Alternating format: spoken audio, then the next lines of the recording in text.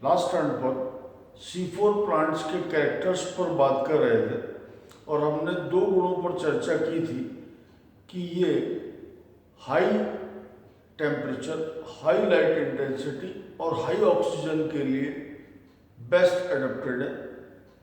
दूसरा गुण हमने कहा था, इसका मतलब ये हुआ कि ये ट्रॉपिकल क्लाइमेट के लिए बेस्ट एडेप्टेड प्लांट्स हैं। तीसरा गुण,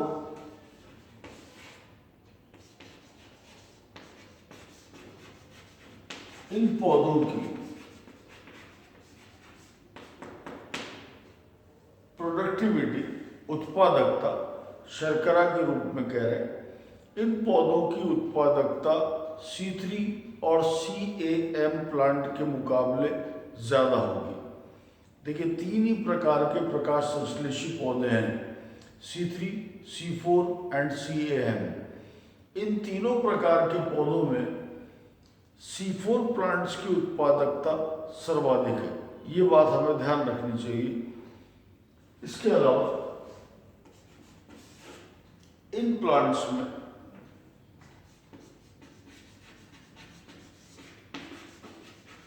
एक विशेष प्रकार की शारीरिकी एनाटॉमी पाई जाती है, क्रांज एनाटॉमी, और ये एनाटॉमी पत्ती में मिलती है। It is found in leaves. Kranz anatomy, Kranz is a German word and this word having a meaning wreath, यानी लपेटना, लिप्टन। किसी चीज को बहुत स्तरों से अगर लपेट दिया जाए वो रैत कहलाता है। इसका तात्पर्य क्या है, हमें बात याद रखनी चाहिए कि ये एनाटॉमी लीव्स में पाई जाती है और ये एनाटॉमी है, सेल्स का अरेंजमेंट की बात हो रही है। देखिए, वास्तव में यहाँ पर किसी लीफ में अगर वेस्कुलर बंडल को देखा जाए तो किसी वेस्कुलर बंडल में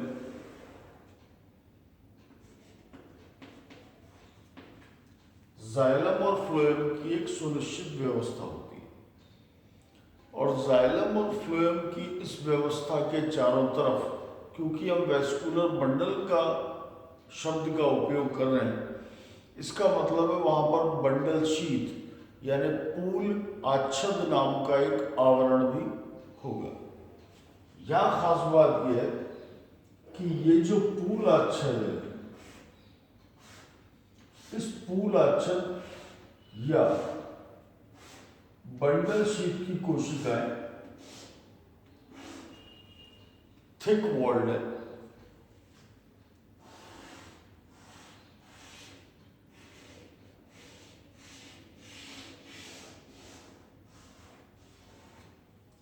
ये कोशिकाएं मोटी भित्ति युक्त कोशिकाएं हैं।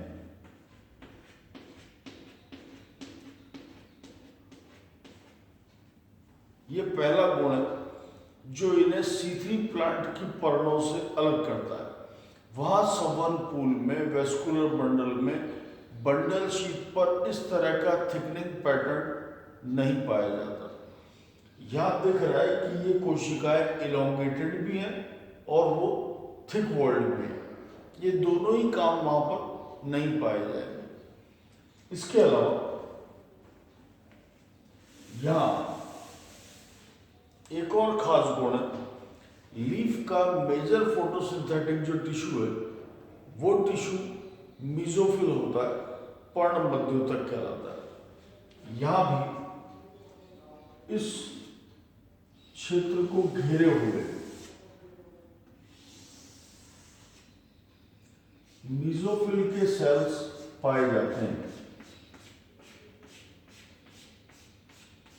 लेकिन मीजोफिल की ये जो कोशिकाएं हैं जो इन थिक वॉल्ड सेल्स को घेरे हुए हैं, बंडल शीट को, ये मीजोफिल की कोशिकाएं, पर्ण मध्योतक की कोशिकाएं पतली भित्ति युक्त हैं, थिन वॉल्ड सेल्स का ग्रुप है। खास बात ये नहीं है, खास बात यह है कि मीजोफिल की ये थिन वॉल्ड सेल्स का लेयर कंसेंट्रिक रिंग्स की फॉर्म में है, समकेंद्री परतों के रूप में। समकेंद्री या कंसेंट्रिक का मतलब हुआ एक रिंग को घेरे दूसरा रिंग, दूसरे रिंग को घेरे तीसरा रिंग, चौथा रिंग, पांचवा रिंग। मल्टीपल नंबर समकेंद्री कहलाता है यहाँ पर। यानी यहाँ पर मीजोफिल के एक से ज्यादा परत इसे चारों तरफ से घेर कर रखे हुए हैं। इन्होंने इसे चारों तरफ से घेरा हुआ है।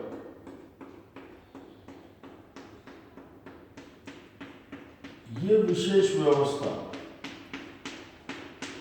क्रेन्ज एनाटॉमी कहलाती है। अगेन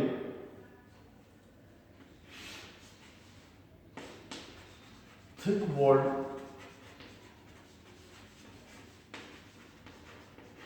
बंडल शीट जहां सेल्स थिक वॉल होने के साथ साथ इलोंगेटेड भी है। ये थिक वॉल्ड इलोंगेटेड सेल्स इसे चारों तरफ से घेर कर रखे हुए हैं और यहां पर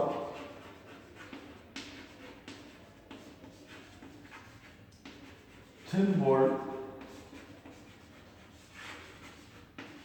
मीजोफिल सेल्स हैं। ये थिन वॉल्ड मीजोफिल सेल्स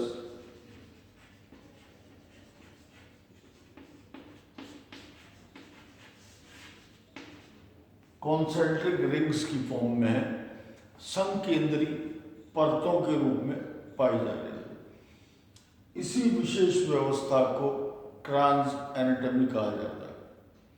ये कोशिकाओं की विशेष व्यवस्था क्रेन्ज एनाटॉमी कहलाती है। अगला गुण इसका हम देखें C4 प्लांट्स का। यहां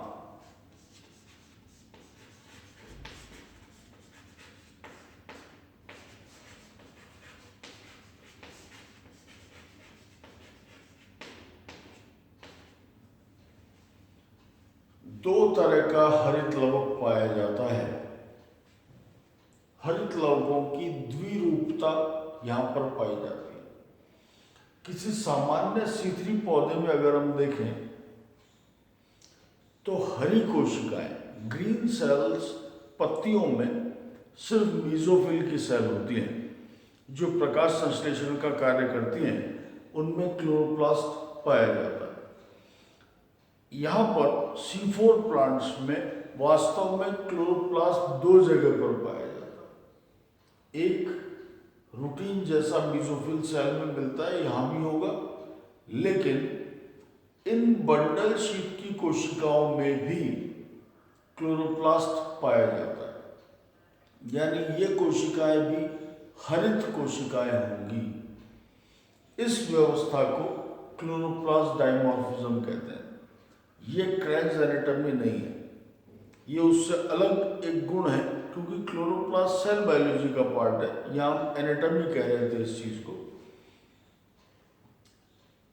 यहां दो तरह का हरित लवक पाया जाना एक इंपॉर्टेंट बात है कि क्या हम एक C3 और C4 पौधे को सिर्फ लीफ का क्रॉस सेक्शन काटकर, अनुप्रस्थ काट कर भी क्या हम C3 और C4 प्लांट की लीफ को अलग अलग पहचान सकते हैं?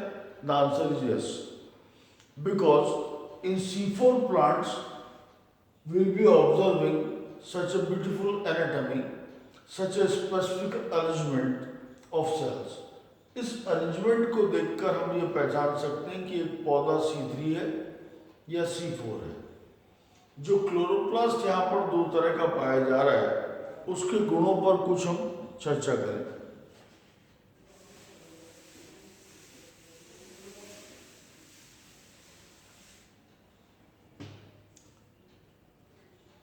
यहां दो तरह का क्लोरोप्लास्ट होगा।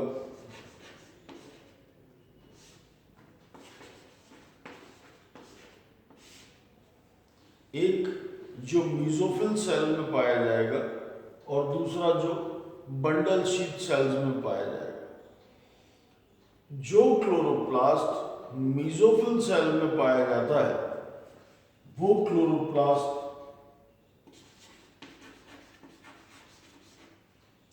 आकार में छोटे होंगे।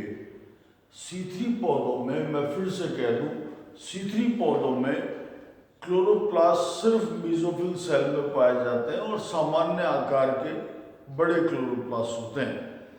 यहाँ क्लोरोप्लास्ट दो जगह पर पाए जा रहे हैं, जिनमें से छोटे क्लोरोप्लास्ट मीजोफिल सेल में पाए जाते हैं, जबकि असामान्य रूप से बड़े क्लोरोप्लास्ट बंडल शीथ सेल्स में पाए जाएंगे। इसके अलावा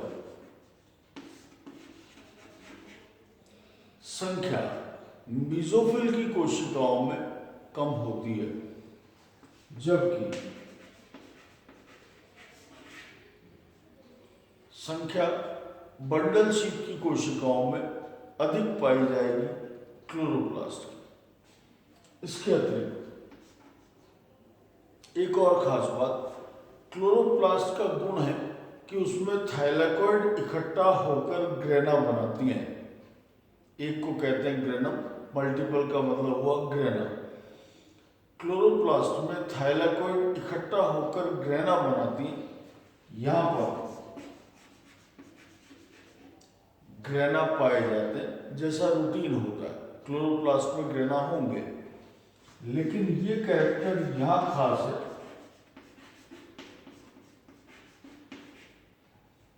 यहां क्लोरोप्लास्ट एक ग्रेनल होंगे जो बंडल शीथ में हैं, हालांकि वो संख्या में ज़्यादा और साइज में बड़े भी हैं, लेकिन यहाँ एक ग्रेनल क्लोरोप्लास्ट पाया जाता है बंडल शीथ की कोशिकाओं में। ये बात हमें याद रखना चाहिए। आज हम इतनी चर्चा करेंगे। नेक्स्ट टर्न पर will continue with the topic. Thank you.